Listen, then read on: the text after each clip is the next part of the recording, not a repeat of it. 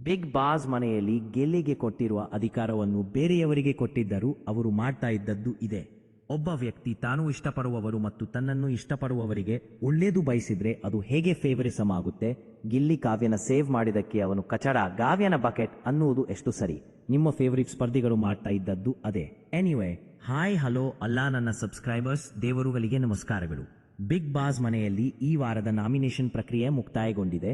ಬನ್ನಿ ಹಾಗಾದ್ರೆ ಯಾರೆಲ್ಲ ನಾಮಿನೇಟ್ ಆಗಿದ್ದಾರೆ, ಹೇಗೆ ನಾಮಿನೇಟ್ ಆಗಿದ್ದಾರೆ ಮತ್ತು ಯಾರು ನಾಮಿನೇಟ್ ಮಾಡಿದ್ದಾರೆ ಎನ್ನೋ ಸಂಪೂರ್ಣ ಮಾಹಿತಿ ಕೊಡ್ತೇನೆ. ಮೊದಲಿಗೆ ಬಿಗ್ ಬಾಸ್ ಈ ವಾರದ ನಾಮಿನೇಷನ್ ಪ್ರಕ್ರಿಯೆ ನಡೆಸಲು ಸ್ಪರ್ಧಿಗಳ 2 ತಂಡಗಳನ್ನು ಮಾಡುತ್ತಾರೆ. 2 ತಂಡಗಳು ಎದುರು ಬದುರು ನಿಲ್ಲಬೇಕು. ಮಧ್ಯದಲ್ಲಿ ಬಾವುಟ ಇಟ್ಟಿರುತ್ತಾರೆ. ಬಜಾರಾದಾಗ ಮೊದಲು ಓಡಿ ಬಂದು ಆ ಮಾವುಟವನ್ನು ಯಾರು ತೆಗೆದುಕೊಳ್ಳುತ್ತಾರೋ ಅವರು ತಾವು ನಾಮಿನೇಟ್ ಮಾಡುವ 2 ಸ್ಪರ್ಧಿಗಳನ್ನು ಕರೆದು ಸೂಕ್ತವಾದ ಕಾರಣವನ್ನು ಕೊಟ್ಟು ನಾಮಿನೇಟ್ ಮಾಡಬೇಕು.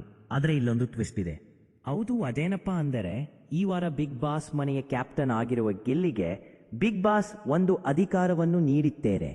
ಅದರ ಪ್ರಕಾರ ನಾಮಿನೇಟ್ ಮಾಡುವ ಮತ್ತು ನಾಮಿನೇಷನ್ಗೆ ಸೂಚಿಸಲಾದ ಸ್ಪರ್ಧಿಗಳ ವಾದವನ್ನು ಕೇಳಿ ಅದರಲ್ಲಿ ಅವರ ವಾದ ಸೂಕ್ತ ಇದೆ ಅಂತ ಎನ್ನಿಸಿದರೆ ನಾಮಿನೇಟ್ ಮಾಡಲು ಸೂಚಿಸಿದ 2 ಪೈಕಿ ಒಬ್ಬ ಸ್ಪರ್ಧಿಯ ಪ್ಲೇಟ್ ಅನ್ನು ಗಿಲ್ಲಿ ಒಡೆದು ನಾಮಿನೇಟ್ ಮಾಡಬೇಕು. 2ರಲ್ಲಿ ಒಬ್ಬರು ಸೇವ್ ಆಗುತ್ತಾರೆ ಮತ್ತು ಒಬ್ಬರು ನಾಮಿನೇಟ್ ಆಗುತ್ತಾರೆ.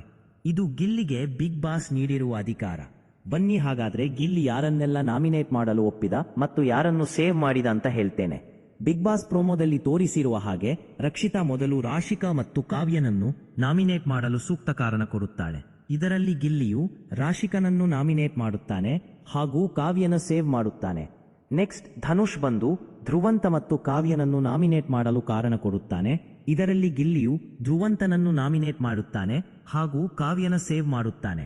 ಹೀಗೆ ಕಾವ್ಯನ ಜೊತೆ ಬೇರೆ ಯಾರೇ ಬಂದರೂ ಗಿಲ್ಲಿ ಅವಳನ್ನು ಸೇವ್ ಮಾಡಿ ಬೇರೆಯವರನ್ನು ನಾಮಿನೇಟ್ ಮಾಡುತ್ತಿದ್ದ. ಇದಕ್ಕೆ ಅಶ್ವಿನಿಯವರು ವಾವ್ ಗಿಲ್ಲಿ ಅಕ್ಸೆಪ್ಟೆಡ್ ಅಂತ ಹೇಳುತ್ತಾರೆ. ಅದಕ್ಕೆ ಗಿಲ್ಲಿ ಇಲ್ಲಿ ನಾನು ಯಾವುದೇ ರೀತಿಯ ಫೇವರಿಸಮ್ ಮಾಡ್ತಾ ಇಲ್ಲ, ನನಗೆ ಯಾವ ಕಾರಣ ಸೂಕ್ತ ಅಂತ ಅನ್ನಿಸಿದೆಯೋ ಅದಕ್ಕೆ ಬದ್ಧವಾಗಿ ನಾಮಿನೇಟ್ ಮಾಡಿದ್ದೇನೆ ಅಂತ ಹೇಳ್ತಾನೆ. ಇದಾಗಿದ್ದು ಇವತ್ತಿನ ನಾಮಿನೇಷನ್ ಪ್ರಕ್ರಿಯೆ. ಗಿಲ್ಲಿ ಕಾವ್ಯಗೆ ಫೇವರಿಸಮ್ ಮಾಡಿದ್ನ? ಇದರ ಬಗ್ಗೆ ನೀವೇನಂತೀರಾ? ದಯವಿಟ್ಟು ಕಮೆಂಟ್ ಮಾಡಿ ತಿಳಿಸಿ. ಮತ್ತೆ ಮುಂದಿನ ವಿಡಿಯೋದಲ್ಲಿ ಸಿಗೋಣ. ಧನ್ಯವಾದಗಳು.